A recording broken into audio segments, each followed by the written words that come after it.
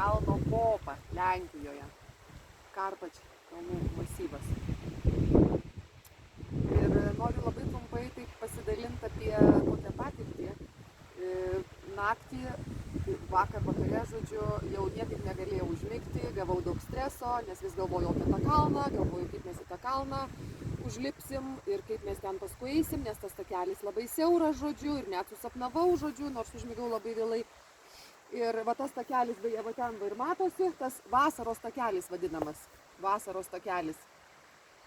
Ir žodžiu, nu jo, šiandieną vėl reikia prabudus, jau prabudau anksčiausiai ir vėl toks mini stresas, toks biški neaiškumas ir toj nežinioj galvoju, nu jo, kaip ten bus, vyras mane ramina, viskas bus gerai, baigtų, kaip čia dabar negalvok apie tai.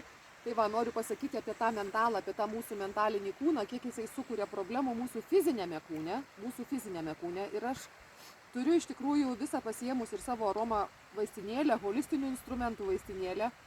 Ir vat šiandieną pradėjau naudoti iš tos trijulės, aš paskui apie ją papasakosiu apie trijulę, bet dabar apie tą pasakysiu, valioras.